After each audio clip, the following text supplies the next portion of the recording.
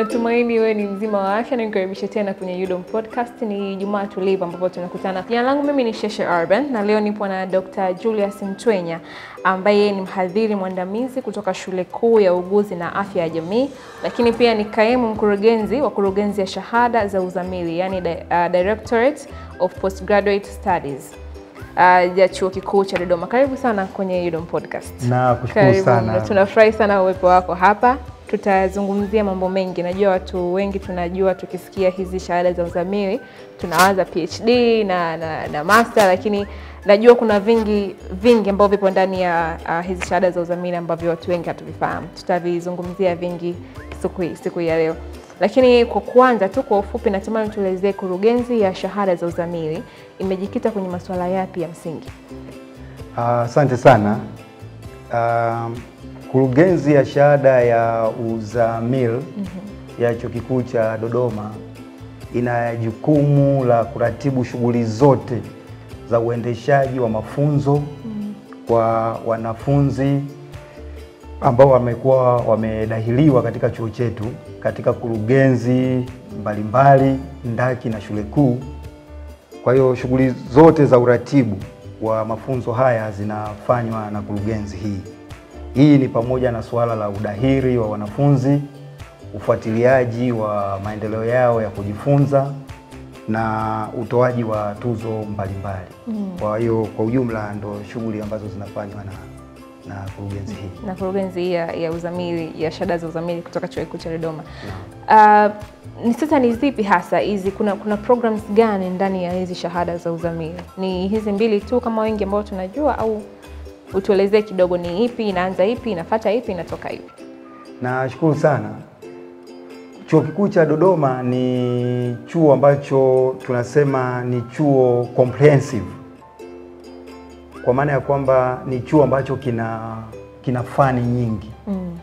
Kwa hiyo kwa ujumla wake ni kwamba chuo kinatoa mafunzo katika fani mbalimbali kwa ngazi ya shahada ya uzamivu ambao ndio PhD ya juu kabisa, lakini tuna shahada za uzamili ambayo ni masters, na tuna stashahada za uzamili katika maeneo mbalimbali. Sasa baada ya shahada ya uzamivu ambao ndio PhD, pia chuo chetu kikuu cha Dodoma ambao ningependa watu wengi sasa waweze kufahamu, tunatoa mafunzo ya baada ya uzamivu. Na mafunzo haya yanatolewa kwa watu ambao wanakuwa wamemaliza PhD. Katika mwaka wako wa kwanza, mwaka wa pili baada ya kumaliza PhD, tunakupokea katika Chuo Kikuu cha Dodoma ili kuweza kukujengea umahiri katika masuala ya utafiti na weledi katika eneo lako ambalo unakuwa umebobea. Sawa. Naomba utanisahihisha kama nitakuwa nimekosea. Mtu akimaliza degree program yake ambayo ni undergraduate, anaenda postgraduate diploma. Sawa. Akitoka postgraduate diploma, ngazi inayofuata ni master degree. Akitoka master degree sasa ni PhD, alafu ndo hii postdoctoral degree studies. Alafu kuna higher doctoral degree studies. Hizo zote ni ngazi ambazo mtu anaweza kuzisoma ndani ya Chuo Kikuu cha Dodoma. Hii tunasema ni menu kubwa. Ndio. Ya Chuo Kikuu cha Dodoma katika mafunzo ya uzamili. Ya uzamili. Sasa mtu anaweza kuchagua aidha kufanya postgraduate diploma ambao ni stashahada ya uzamili, au akachagua kwenda kufanya moja kwa moja master degree ambao ni shahada ya uzamili. Sasa ili kujiunga katika ngazi hizi mbili kuna vigezo ambavyo ni lazima viwe vimefikiwa. Kuna wakati kwamba unachagua, lakini kuna wakati unalazimika. Pale ambapo kiwango cha matakwa ya shahada ya uzamili kinakuwa kimepungua kidogo, kwa mfano ukiwa na GPA ya 2.0 na ukiwa umeikosa ile ya 2.7 ambao ndio kiwango cha awali cha sifa ya kujiunga na shahada ya uzamili, basi tunakushauri uanze na postgraduate diploma ili sasa upate zile sifa kwa muda ambao ni mfupi, muda wa mwaka mmoja.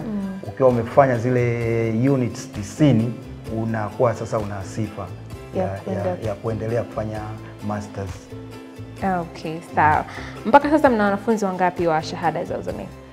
Chuo Kikuu cha Dodoma tuna wanafunzi 1700 kwa ujumla wake, na malengo ni kukua zaidi kwa sababu ndo mwelekeo wa serikali na mahitaji ya soko. Pia sio wachache. Hongereni sana. Tunashukuru sana. Ni sio wachache kwa tukiongelea shahada za uzamili ni wengi. Kwa hiyo mnastahili kongole sana. Tukuzungumzie pia kuhusu dirisha la udahili mwaka huu 2025-26. Linaanza lini na mwisho utakuwa lini, na sifa za mtu kujiunga ni zipi kwa ujumla? Asante sana. Nichukue fursa hii kuhabarisha umma kwamba dirisha letu la udahili limefunguliwa toka tarehe 1 mwezi wa 3 mwaka huu, na litaendelea kuwa wazi mpaka tarehe 25 Oktoba. Na kwa kipindi chote hicho, yeyote anayetaka kupata recommendation kwa ajili ya kupata wadhamini na mambo kama hayo, chuo kiko tayari kumsaidia, kwa maana ya kumwandikia barua kuonyesha kwamba tayari mtu huyu ameshapata udahili katika chuo chetu cha Dodoma. Sababu tumejiwekea utaratibu wa kufanya selection kila mwezi ambao ni tofauti na maeneo mengine. Mnatarajia kwa kudahili wanafunzi wangapi kwa kipindi hiki? Kwa mwaka huu tunakusudia kuwa na waombaji wasiopungua 2000, na tukienda namna hiyo tunadhani malengo ya chuo ambayo tumejiwekea yatafikiwa. Sasa naomba nikurudishe nyuma kidogo kwenye stashahada ya uzamili, yani postgraduate diploma. Imekuwa inachanganya watu wengi sana. Ni nini haswa kinamfanya mtu aisome, na anatakiwa awe na sifa zipi? Unajua umeniambia kuhusiana na GPA, lakini kuna sifa nyingine ambazo mtu anatakiwa awe nazo ili kusoma postgraduate, au ina umuhimu na ulazima gani wa mtu kuisoma? Postgraduate diploma kwa ujumla wake ni daraja ambalo mtu anakuwa analipata. Sifa ya kwanza uwe na degree ya kwanza, shahada ya kwanza. Sasa ukiangalia kwa mazingira ya sasa ya nchi ambayo kumekuwa na mabadiliko makubwa ya tasnifu mbalimbali, kuna uhitaji. Kwa mfano, tutahitaji watu waliobobea katika shahada wanaofanya tasnifu za sanaa kwa mfano, na maeneo mengine, kushona na vitu kama hivyo. Wanaweza wakawepo watu waliosoma shahada kwa maana ya degree ya kwanza, lakini anaweza asiwe na sifa za kuwa mwalimu. Sasa unapompa mtu stashahada ya ualimu, maana yake unampa sifa ya kuwa mwalimu, kwa sababu hawezi kuwa mwalimu bila kuwa na stashahada ya ualimu. Kwa hiyo Chuo Kikuu cha Dodoma tunayo hiyo nafasi. Lakini hapo maeneo mengine mengi ambayo tunatoa katika mambo ya computer science na maeneo mengi zaidi. Nadhani nitakuwa nimekuelewa vizuri hapo kwenye ulipotoa mfano wa sanaa, kwa sababu mimi pia ni msanii. Kuna watu ambao wao wanapenda kufundisha. Nimesoma na mtu ambaye anatamani sana yeye baadaye anasoma sanaa ili aweze kuja kufundisha. Sasa yeye tayari ana bachelor degree ya sanaa. Kwa hiyo kwa maana nyingine akiongeza hii postgraduate diploma inamrahisishia au inampa uwezo yeye sasa kwenda kutumia ile sanaa yake aliyojifunza pamoja na postgraduate labda asome ya ualimu, kuunganisha sana hizi elimu ya ualimu ambayo atakuwa ameipata, achanganye na sanaa kwenda kwa ajili ya kufundisha. Umenipata vizuri. Kwa hiyo ninachotaka kusema ni kwamba Chuo Kikuu cha Dodoma kina hiyo nafasi.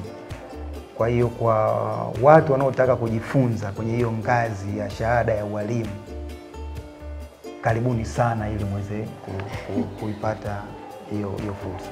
Nadhani ni fursa nzuri sana watu kusoma kwa ajili pia kupata experience na elimu tofauti na zile ambazo wamezipata. Ni nini hasa sasa kinaweza kumvutia mtu kuja kujiunga na shahada za uzamili hapa Chuo Kikuu cha Dodoma? Chuo Kikuu cha Dodoma, umeniuliza swali zuri. Kwanza ni ile timu ya ambayo itamlea sasa huyu anayechagua kuja kujifunza chuo kikuu cha Dodoma. Tunayo maeneo mengi ambayo tumebobea kwenye chuo kikuu cha Dodoma. Tataja machache. Kwa mfano eneo la health sciences, afya. Tunao wabobezi kwa kiwango cha kimataifa katika hilo eneo. Kwa hiyo ninapowakaribisha watu kujiunga, maana yake ninatoa hakikisho la kufika na kuondoka ukiwa umebadilika. Sasa hili ni eneo moja tu. Tunashinda sisi katika dunia hii na hii nchi katika masuala ya computer sciences, information technology. Kwa hiyo yeyote atakayepata fursa ya kuja kusoma katika chuo kikuu cha Dodoma, ambao kwa kweli tunatamani watu wengi waje kwa hayo malengo tuliojiwekea 2000 na kuendelea. Maana yake tunataka kujenga ile critical mass ya Watanzania wenye ubobezi na umahiri unaohitajika katika soko. Lakini faida ya hiki chuo ni kwamba mtandao wake wa hizi ndaki na shule kuu. Unajua unapokuja kusoma kwenye ngazi za masters, kwenye ngazi ya PhD, ni kwamba unatakiwa ukutane na watu wa aina tofauti wanaotoka katika maeneo mbalimbali ya nchi. Sasa unapokuja hapo unaipata hiyo faida. Lakini pia chuo kikuu cha Dodoma kwa namna kilivyo, uongozi wake, mifumo yake, ni mahali salama ambapo tunadhani yeyote atakaye kuja atapata nafasi ya kujifunza na kuendeleza ile fani yake ambayo anakuwa amechagua kuishi. Wasilisho la tafiti au research za hapa chuo kikuu cha Dodoma zimekuwa zikiwasilishwa kwa njia ya mtandao. Tumeshuhudia hivyo kwa mara kadhaa. Sasa tathmini ipoje kwa ujumla toka kuanzishwa kwake mpaka sasa hivi? Tumeamua kwenda online.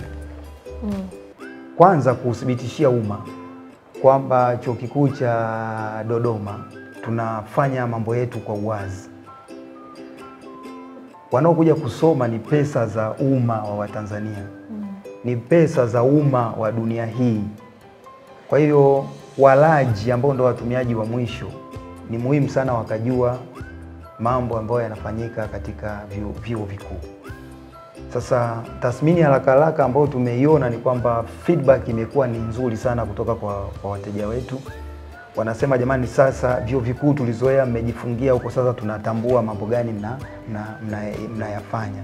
Lakini zaidi ya kutambua mambo ambayo tunayafanya ni kwamba jamii sasa inaweza ikatoa maoni yake kuhusiana na maeneo ambayo wanadhani tunapaswa kuyafanyia kazi vizuri. Lakini pia tunaona hata ile hali ya kujiandaa kwa wanafunzi kwenda kwenye yale mawasilisho yanakuwa, kwa sababu kila mtu anaona sasa, supervisor naye anajiona sasa tunaenda kwenye nani, kuna tension kidogo, lakini tunaona kila mtu sasa anaanza kujua kuna siku mwanafunzi wangu atatakiwa kuwasilisha. Kwa ule umakini wa kitaasisi tunauona sasa unaongezeka. Na kama tutaenda hivi kwa miaka 5, miaka 10, tutakuwa mbali zaidi. Lakini of interest pia tumeanza kuona haja ya kuboresha miundo mbinu zaidi kwenye hayo maeneo, na commitment ya chuo ni kuona kabisa kwamba jambo hili linakuwa kwa kiwango kikubwa. Kwa kuna faida nyingi sana. Dunia sasa imehamia kwenye teknolojia kama ulivyokuwa unasema. Sasa hivi tumeona kwamba hizo tafiti zinafanyika online na vitu kama hivyo. Je, tumefikiria labda kuanzisha mafunzo ya mitandaoni, online programs, au bado kidogo? Asante sana. Chuo chetu kipo katika zoezi kubwa sana la kufanya marejeo ya mitaala na kubuni mitaala mipya. Zoezi hili linafanywa kwa kweli ni la kitaifa, na sisi tumejielekeza katika huo uelekeo. Kwa hivyo takwa la kuwa na online teaching ni demand, ni hitaji la wateja, lakini pia linatupa unafuu wa kuweza kutoa huduma. Kwa hiyo mitaala yetu ndo uelekeo. Katika muda mfupi tuta matangazo ya programs ambazo ni either blended au full online itaanza kuruka. Tutafurahi sana tukifikia huko. Una kipi cha kuambia watu ambao pengine wangependa kujiunga na shahada za uzamili Chuo Kikuu cha Dodoma, na pengine labda kama unaweza kuwasaidia namna ambavyo wanaweza kufanya udahili? Kitu cha kwanza ambacho nataka kuwaambia wateja wetu, prospective students, waajiri na wadau wote kwa ujumla, ni kwamba cha kwanza wachague Chuo Kikuu cha Dodoma. Ni chuo chao, ni lazima wakilinde kwa wivu mkubwa, na sisi ambao tumepewa jukumu la kufanya kazi kwa niaba yao sasa, kwa sababu ni chuo cha umma hiki, tumejielekeza kuhakikisha kwamba kila anayekuja kusoma Chuo Kikuu cha Dodoma anapata yale ambayo ndo matarajio ambayo yanakuwa yameandaliwa kwa mujibu wa mitaala yao. Lakini pia wachague kuja Chuo Kikuu cha Dodoma kuanzia mwaka huu wa masomo ambao utaanza mwezi Novemba, na admission kwa maana ya dirisha la udahili lilishafunguliwa. Ni rahisi tu, tunaingia kwenye website yetu ya UDOM. Kuna matangazo pale yamewekwa kwa urahisi, unafuatilia. Lakini pia tuna channels mbalimbali za WhatsApp, YouTube channel, Instagram, wataweza kuona. Lakini pia tunafanya jitihada ya kuendelea kuwafikia wadau mbalimbali kwenye ofisi zao na maeneo mengine kama haya. Tunakushukuru sana Dr. Julius Ntwenya kwa kuwa na sisi hapa leo. Kwa mimi nimejifunza, na katika vitu ambavyo nimejifunza, mimi nilikuwa najuaga tu ni master, PhD, yani nikisikia shahada za uzamili nilikuwa ninadhani hayo, lakini leo nimejifunza mengi sana. Natumaini nawe pia umejifunza mengi kutoka kwa Dr. Julius Ntwenya. Mpaka wakati mwingine ni kuage kwa sasa, na natumaini utaendelea kuwa nasi tena wakati mwingine. Jina langu mimi ni Shasha Urban. Until next time, bye bye.